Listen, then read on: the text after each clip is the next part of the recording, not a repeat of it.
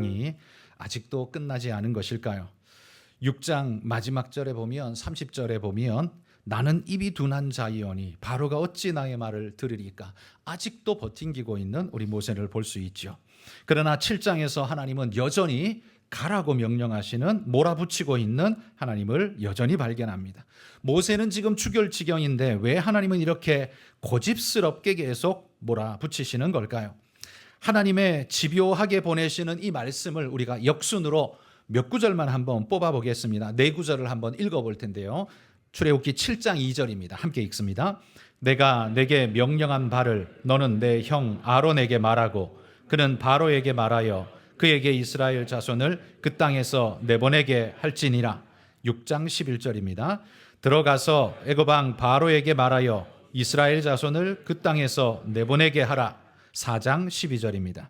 이제 가라 내가 내 입과 함께 있어서 할 말을 가르치리라. 3장 9절입니다. 이제 가라 이스라엘 자손의 부르짖음이 내게 달하고 애굽 사람이 그들을 괴롭히는 학대도 내가 보았으니.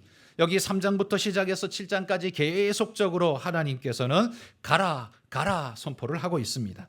우리가 읽지는 않았습니다만 그 뒤에는 계속해서 뭐가 반복되냐면 안 됩니다, 못 갑니다, 못 합니다는 모세의 반응이 계속해서 뒤따르죠. 그러나 하나님은 모세가 뭐라고 말하든지 아랑곳하지 않고 계속해서 보내기를 고집하고 계십니다. 그런데 그러면 그럴수록 모세에게는 비참한 실패감만이 마음에 차곡차곡 쌓이게 되는 걸 봅니다. 특별히 우리 출애굽기 5장 22절 23절 함께 읽어봅시다. 모세가 여호와께 돌아와서 아뢰되 주여 어찌하여 이 백성이 학대를 당하게 하셨나이까? 어찌하여 나를 보내셨나이까? 내가 바로에게 들어가서 주의 이름으로 말한 후로부터 그가 이 백성을 더 학대하며 주께서도 주의 백성을 구원하지 아니하시나이다. 이 애절한 모세의 이 탄식을 놓고 보자면 하나님 앞에 원망과 안 될 일을 자꾸 시키는 하나님에 대한 원망이 가득 서려 있는 걸 볼 수 있죠. 이 모습만 놓고 보자면 하나님이 모세의 인생을 마치 일부러 저주하시는 것 같다는 생각까지 하게 됩니다. 일부러 여인놈 나쁜 놈 고통을 더 받아봐라 마치 그러시는 것처럼 계속해서 수렁으로 밀어넣는 것 같다라는 말이죠. 여러분, 하나님께서는 왜 모세에게 이 실패의 반복을 계속해서 주문하는 걸까요? 왜냐하면 그건 실패가 아니기 때문입니다. 모세의 시각으로 보자면 분명히 좌절감을 더하는 실패의 사건입니다. 그렇게 보기에 충분합니다.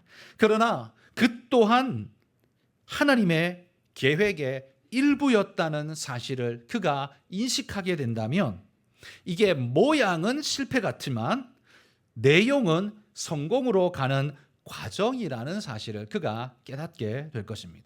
그래서 지금 이 6장까지 계속되는 말씀에서 모세는 이걸 깨닫지 못하기 때문에 계속해서 원망을 쏟아냅니다. 그러나 7장을 넘어 8장을 지나가면서 모세는 점점 바뀝니다. 왜 바뀔까요?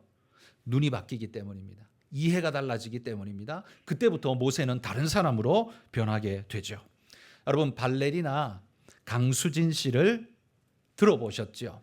우리가 뭐 잘 알지는 못해도 들어보셨을 겁니다. 1986년 바로 19세의 나이에 발레의 명문인 독일 슈투트가르트에 입단해서 30년 동안 활동하면서 현재는 우리 한국의 국립발레단 단장 겸 예술 감독으로 활동 중인 한국 발레계의 대표인 분이십니다. 이분이 책을 내셨는데 나는 내일을 기다리지 않는다라는 제목의 책을 내셨는데 거기 보면 이런 내용을 고백하고 있습니다. 제가 좀 길지만 읽어드리겠습니다. 많은 사람이 나는 처음부터 발레의 주인공을 맡은 것이라 생각한다.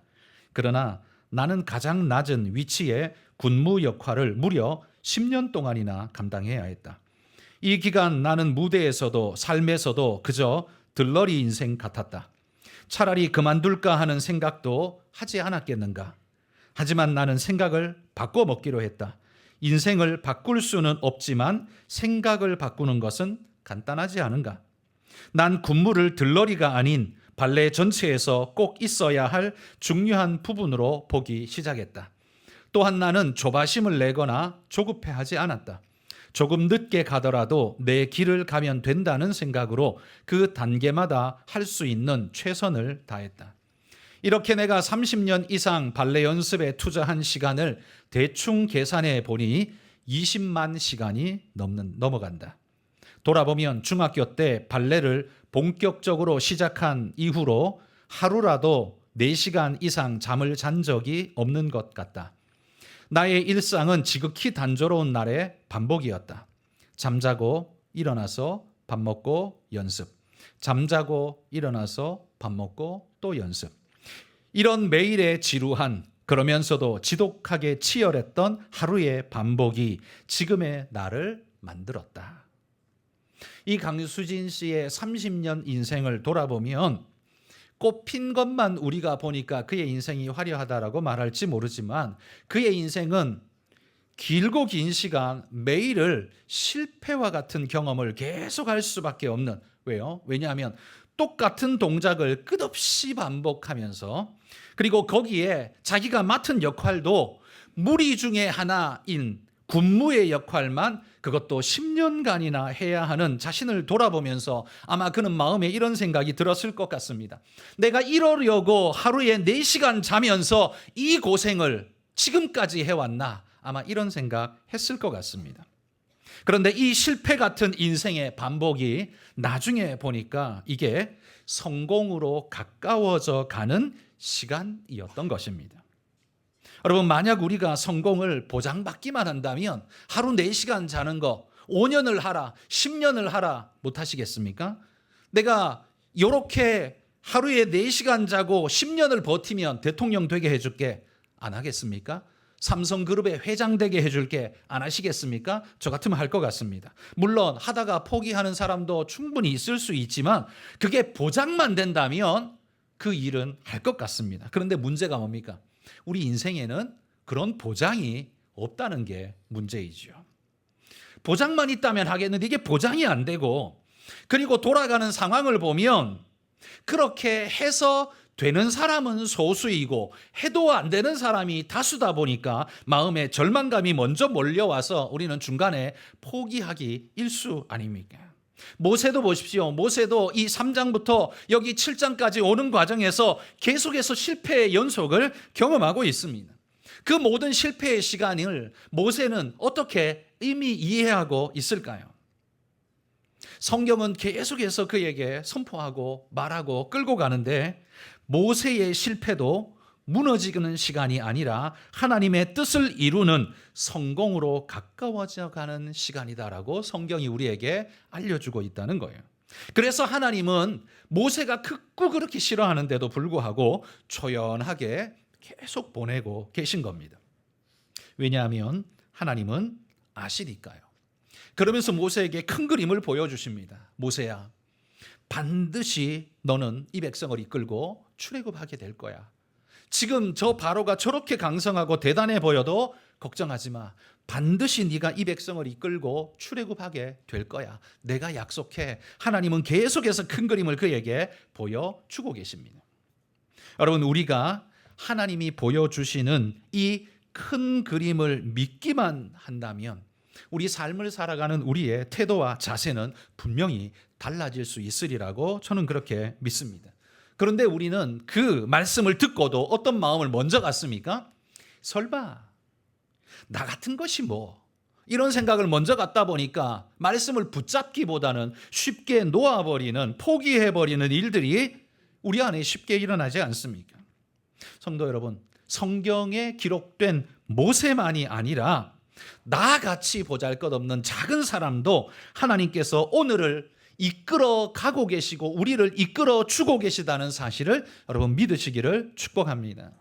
그런 그분의 약속을 굳게 믿고 오늘을 성실한 태도로 살아가는 것, 그게 바로 믿음의 모습이고 그게 바로 세상을 향해 선포하는 우리의 전도법, 전도의 메시지라는 말이에요.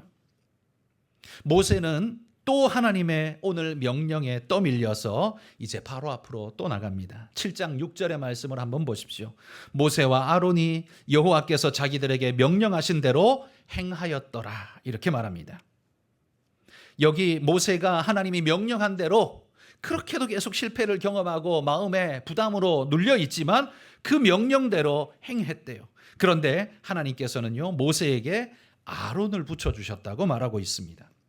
그 짐을 나누어 질 수 있는 조력자를 붙여주셨어요. 나는 입이 둔한 자입니다 라고 고백할 수밖에 없는 모세에게 그 약점을 보완해 줄 보완자를 그에게 붙여주셔서 그 사명을 감당할 수 있도록 도왔다는 말이에요. 여러분, 하나님께서 하나님의 사명을 여러분에게 주실 때, 우리에게 주실 때 돕는 자도 함께 붙여주신다는 사실을 여러분 믿고 용기 내시기를 바랍니다. 그 도움의 사람이요, 때로는 내가 알 수 있도록, 저 사람이 나의 조력자구나 알 수 있도록 그렇게 내게 찾아오는 경우도 있지만, 내가 알지 못하고 조력자가 없는 것 같은데도 불구하고 하나님이 붙여놓고 나를 돕고 계시는 그런 천사 같은 조력자가 있을 수도 있는 것입니다.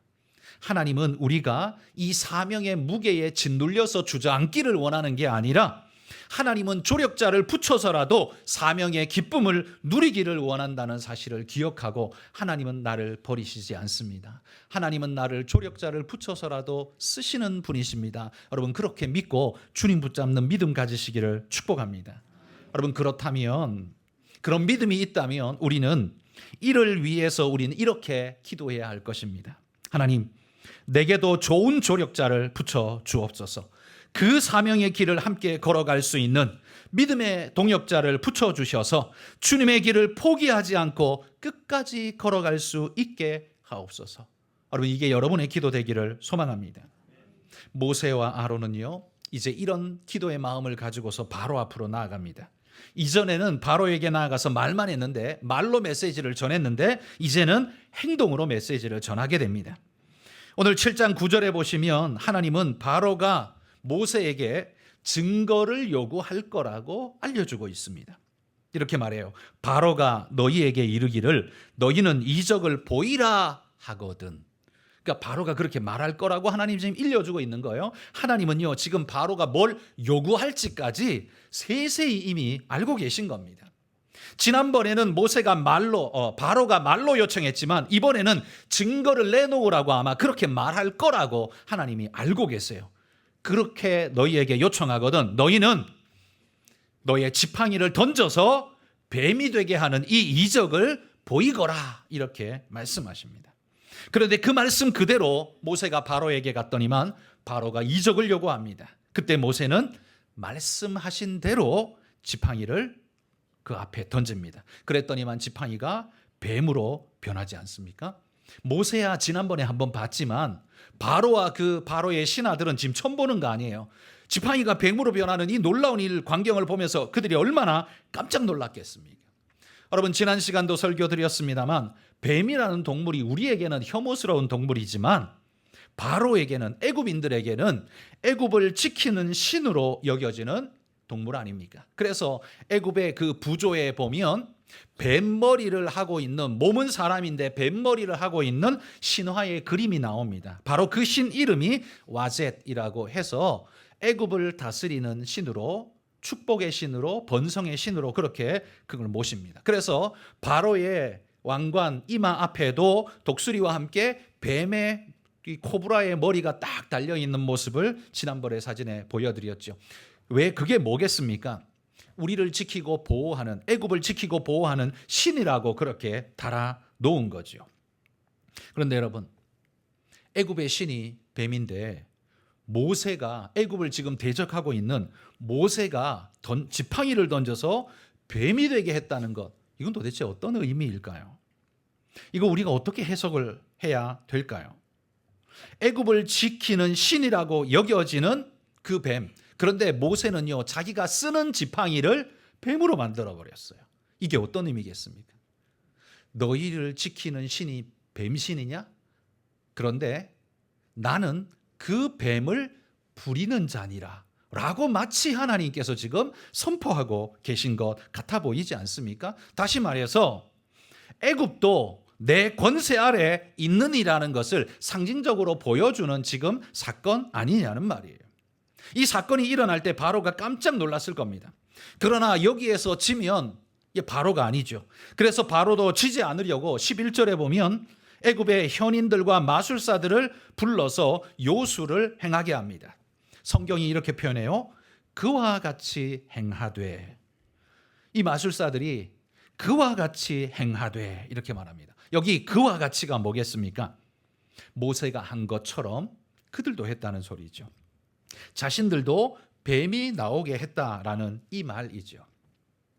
성경을 해석한 주석서 중에 호크마 주석이라는 이 많이 읽혀지는 우리 주석이 있는데요. 이 주석에서 이 부분을 이렇게 설명하고 있습니다. 제가 그대로 한번 읽어드리겠습니다.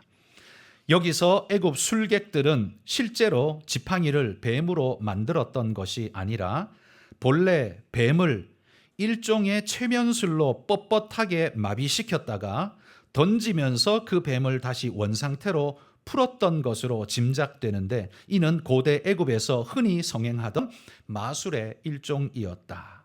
이렇게 설명하고 있습니다. 그러니까 이 설명에 따르면 그게 지팡이가 뱀이 된 게 아니고 애굽인들은 그러니까 모세가 던진 지팡이는 뱀이 된 게 맞는데요. 그러니까 본질이 변한 게 맞는데 지금 애굽 술객들이 행한 건 뭐냐면 지팡이를 뱀으로 만든 게 아니라 이 뱀을 최면을 거려서 일종의 최면술로 뻣뻣하게 굳어지게 그렇게 만들었다가 이 뱀을 다시 풀어지게 해서 움직이도록, 그러니까 딱딱하게 굳었을 때는 길쭉한 것이 지팡이 같이 보이죠. 그러다가 그것이 풀어져서 움직이면 이게 뱀이네 하고 되겠죠. 그러니까 마치 자신도 지팡이로 뱀을 만든 것처럼 그렇게 흉내를 낸 거라는 말이죠. 그러나 이 애굽인들 술사들이 한 건 진짜 지팡이를 뱀으로 만든 게 아니라 지팡이처럼 보이는 그것을 뱀인데, 굳어진 뱀인데 뱀이 풀려서 뱀이 되도록, 그래서 흉내를 내도록 만들었다라는 이야기죠. 그런데 여기서 멈추지 않습니다. 12절에 보시면 하나님이 한 단계 더 나가십니다. 12절에 보면 아론의 지팡이가 그들의 지팡이를 삼키니라. 아론이 만든 뱀이, 하나님이 만드신 이 뱀이 애굽의 이 뱀을 집어 삼켜 버렸다라는 말이에요. 여러분, 이 광경은 또 애굽 바로와 백성들에게 얼마나 충격이었겠습니까?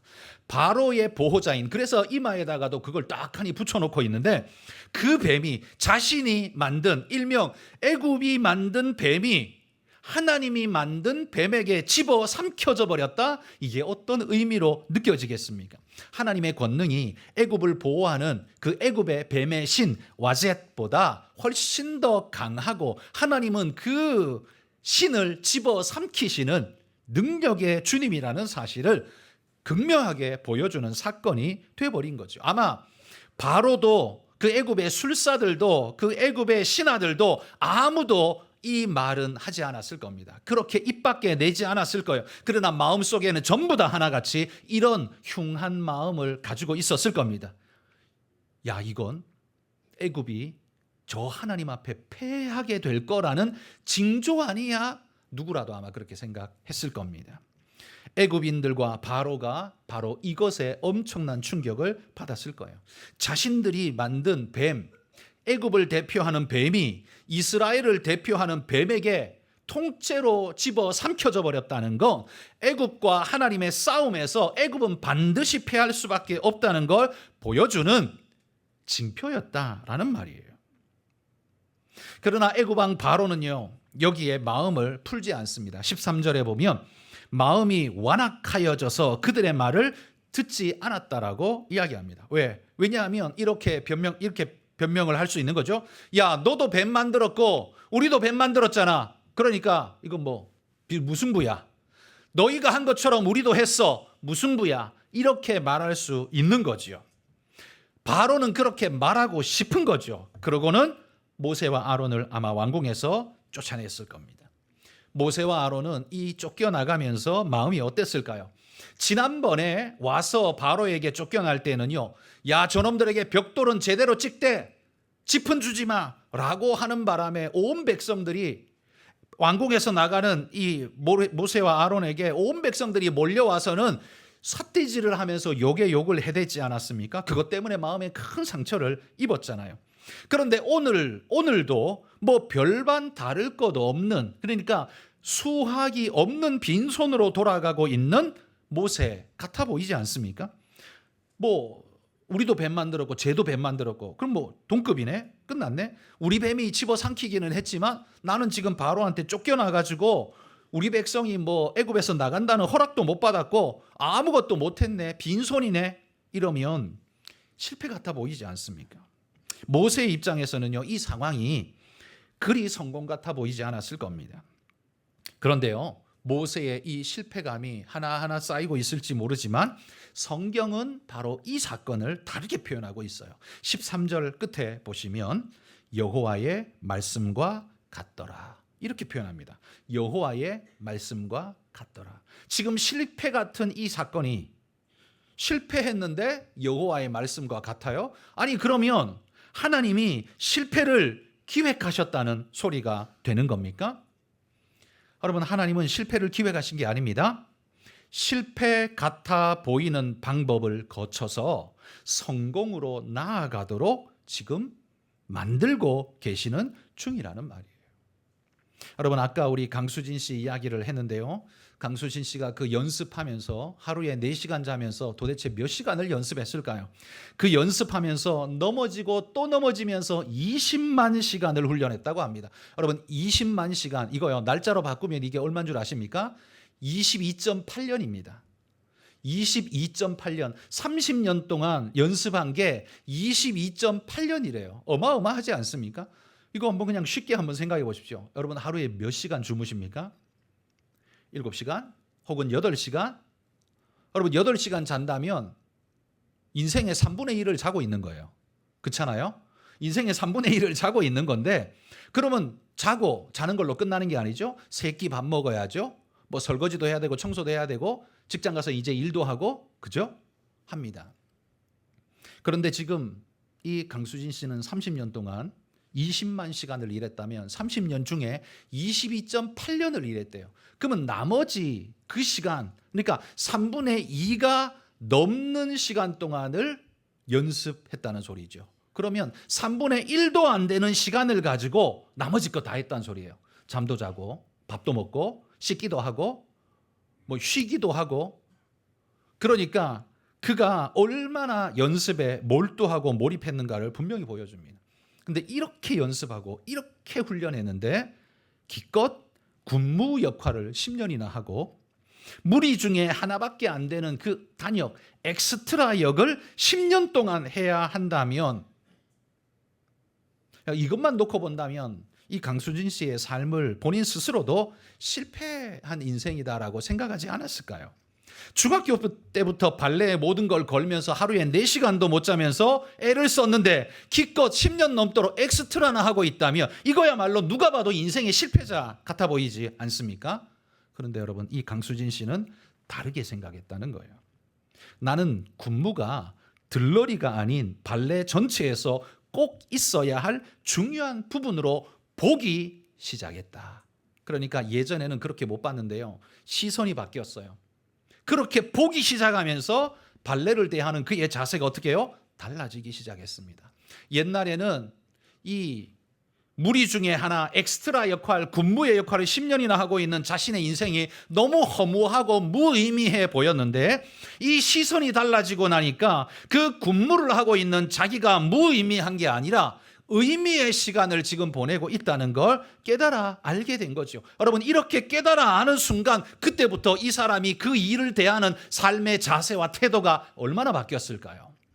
무의미라고 생각하면 그 일에 대해서 대하는 자세와 태도가 어떨까요? 완전히 다르지 않겠습니까? 그때부터 아마 이 강수진 씨의 삶의 자세와 태도는 분명히 바뀌었을 것이고, 바뀐 그 모습을 그 예술 감독이 보지 않았을까요? 느끼지 않았을까요? 그 사람의 자세와 태도가 전달되지 않았겠습니까? 아마 그것이 그의 발전을 이루는 것뿐만 아니라 눈에 띄게 했을 것이며 발탁되게 했을 것이며 아마 이 모든 일들을 만들었을 거라고 생각합니다. 여러분, 이런 말이 있죠. 인생은 해석이다. 이건 인생이 해석하기에 달렸다는 말이기도 할 것입니다. 그 해석을 잘못하면 좋은 것도 나쁘게 되고 성공으로 가는 과정도 실패처럼 느껴져서 포기하고 주저앉을 수 있게 될 것입니다. 그러기에 여러분, 우리가 교회 와서 하나님 말씀 듣는 이 시간이요, 얼마나 중요한지를 여러분이 좀 깨달아 하시면 좋겠습니다. 우리가 생명 말씀, 하나님의 구원의 말씀, 생명을 얻는다는 측면에서 이 예배를 드리는 것도 당연히 우리에게 중요한 목표이고 유익입니다. 그런데 또 한 가지 유익이 뭔 줄 아십니까? 내 인생의 해석을 새롭게 교정해 주는 자리가 바로 이 자리입니다. 말씀을 들으면서요, 내 인생의 문제와 아픔들을, 그게 불평이고 원망이고 아픔이었는데 말씀을 듣다 보니까 그게 하나님의 과정이었군요, 그게 하나님의 레슨이었군요 라는 걸 깨닫고 인식하는 순간, 그때부터 그 일을 대하는, 그 자기 삶을 대하는 자세와 태도가 완전히 달라지게 된다면 인생 완전히 새로운 해석으로 살아가는 바뀐 인생이 되지 않겠습니까? 바로 그 예배의 자리가 그런 은혜의 축복을 우리에게 안겨다 주지 않습니까? 그런데 여러분들은 보통 어디에서 인생 해석을 배우고 듣습니까? 보통 친구랑 밥 먹으면서, 술자리에서 술잔을 기울이면서 그 사람들이 넋두리로 쏟아내는 정치적인 욕, 경제 욕, 잘난 자들에 대한 욕, 그냥 그것만 잔뜩 듣고 자기도 함께 그거나 푸념이나 시컷 늘어내면서 자기 인성에 대한 해석을 그런 식으로 하게 되잖아요. 그러니까 해석이 그렇게 되니까 뭐예요? 인생의 삶의 자세가 어때요? 원망과 불평과 분노밖에는 남지 않는 거예요. 거기에서 나오는 거는, 거기는 소모와 소진밖에 없지 창조적인 게 하나도 나오지 않죠. 그런데 말씀을 들으면서 말씀 속에서 우리 인생이 나락 같은데 이게 나락이 아니야. 하나님께서 이 터널을 지나서 밝은 빛의 하나님의 그 놀라운 곳으로 우리를 인도하신다는 걸 깨닫게 되는 순간, 내 인생에 대한 새로운 해석이 일어나는 순간 삶의 자세가 달라지고 우리 인생은 바뀌게 된다는 겁니다. 이걸 어디에서 많이 경험해요? 예배 시간에, 설교 시간에, 말씀 시간에 그렇게 된다는 겁니다. 여러분, 라디오 들으면서 그런 깨달음을 얼마나 얻으십니까? 친구랑, 직장에서 동료랑 이야기 나누면서 그런 깨달음 얼마나 얻으십니까? 못 얻는다는 말이 아니라 얻어도 아주 소수일 겁니다. 그런데 오히려 말씀 들으며, 성경 읽으며, 하나님의 은혜의 간증을 들으며 내가 내 인생에 대한 해석이 달라지고 인생에 대한 자세가 달라지게 될 때 내 삶이 바뀌는 경험 얼마나 많이 해보셨습니까? 여러분, 그게 바로 신앙이 우리에게 가져다주는 엄청난 유익이라는 말입니다. 말씀 속에서 여러분 인생의 재해석을 받으시기를 주의 이름으로 축복합니다. 오늘 모세의 이 사건만 놓고 보면 모세에게는요, 또 한 번의 실패 같아 보입니다. 그냥 쫓겨난 모세, 또 한 번의 실패 같아 보입니다. 그러나 하나님은 그걸 실패라고 말하지 않으시고 13절 끝에 오늘 설교 제목에도 나옵니다. 여호와의 말씀과 같더라, 이렇게 말합니다. 이게 어떤 의미예요? 실패 같아 보이는데 그게 하나님의 말씀과 같더래요. 이게 무슨 말입니까? 이건 하나님이 이미 그걸 예상하고 계셨다라는 말이에요. 하나님은 이미 그걸 계획하고 계시고 알고 있었다는 말이에요. 이 말은 알기만 한 게 아니라 그 다음 단계, 하나님은 그 다음 스텝을 이미 준비하고 계셨다라는 이야기가 그 속에 포함되어 있는 겁니다. 여러분, 오늘 나의 인생이 여호와의 말씀과 같다면 우리는 힘들고 어려워도 실패한 것이 아니라 성공으로 가고 있는 중인 줄 믿으시기를 축복합니다. 단지 내 인생이 오늘 옆에 보면 가시적으로 뭔가 성공한 것 같아 보이는 어떤 게 내게 보이지 않아서 그럴 뿐이지, 하나님은 우리를 향한 바로 그 성공의 계획을 디자인하고 계시다는 사실, 여러분, 그게 바로 우리가 믿어야 할 믿음 아닙니까? 지금 이 순간 우리에게 필요한 게 뭐예요? 돈이 아닙니다. 힘이 아니에요. 바로 그런 하나님이 내 하나님, 내 아버지라는 믿음입니다. 그러면 세상에 무너질 일이 없습니다. 말씀대로 가고 있다는 믿음만 있으면 오늘 수렁과 같은 내 인생도 이게 잘못 가는 게 아니라 하나님의 역사의 계획대로, 과정대로 여호와의 말씀과 같더라 이면, 하나님, 나는 기다리고 인내하고 참겠습니다, 이게 가능해진다는 말이에요. 믿음이 그걸 여러분에게 선물할 것이라는 말입니다. 여러분, 여기에서 우리가 한 가지 주의해야 할 게 있는데요. 우리가 믿는다고 말하는 건 어떤 사건을 믿는 게 아닙니다. 하나님이 주실 어떤 사건, 그걸 믿어서는 안 돼요. 그건 우리 믿음의 대상이 아닙니다. 내가 우리 자녀가 올해 수능을 보는데 대학 합격할 수 있도록 열심히 기도하시죠. 그러나 대학 합격이라는 사건이 여러분의 여러분의 믿음이 되어서는 안 된단 말이에요. 사건은 우리의 믿음의 대상이 될 수가 없습니다. 우리의 믿음의 대상은 사건이 아니라 인격이신 하나님, 그분만이 우리의 믿음의 대상이에요. 그분의 인격과 존재에 대한 신실한 믿음을 놓지 않는 것, 여러분, 그게 바로 믿음의 본질입니다. 하나님께서 믿음의 사람들을 보며 성경에 보면 감격하실 때가 있습니다. 여러분, 아브라함이 모리아산에 올라가서 인간으로서는 결코 할 수 없는 자식을 결박하고 칼로 그를 죽이려고 하는 이 사건이야말로 인간으로서는 도저히 할 수 없는 가장 힘든 일 아닙니까? 그런데 아브라함이 그 일을 지금 하려 하고 있습니다. 그때 하나님이 너무나도 다급하게 아브라함아, 아브라함아 부르면서 그를 말리시죠. 하나님은 아브라함의 마음을 본 겁니다. 하나님은 그 사건을 보고 싶은 게 아니라 아브라함의 마음을 보신 거예요. 하나님 때문에 그 일마저도 눈물을 머금고 하나님을 믿는 믿음으로 하고 있는 그 아브라함을 보고 하나님이 감격하셨습니다. 다윗이 왕궁에서 자기는 백향목 왕궁에 있는데 하나님의 언약궤는 펄럭펄럭 천막 속에 놓여있는 그 광경을 지켜보면서 몹시도 죄스러워하며 하나님의 성전을 지어야 되겠다는 마음의 결단을 품을 때 하나님은 그 다윗이 너무나 감격스러웠습니다. 다니엘이 사자굴에 던져짐을 알면서도 하루에 3번씩 동쪽 창을 예루살렘을 향해 열린 창을 열고 그쪽으로 날마다 기도하면서 사자굴에 던져지게 되는 그 상황에 처해도 포기하지 않는 그 모습을 보면서 하나님은 감격하셨습니다. 여러분, 대체로 우리의 믿음은 어떤 스타일이냐면 사자굴에 던져지지 않는 것을 믿는 믿음입니다. 하나님이 날 도우시면 나는 사자굴에 안 던져질 거야. 우리는 이걸 믿어요. 이건 사건을 믿는 거예요. 하나님을 믿는 거 아니에요. 사건을 자꾸 믿는 거예요.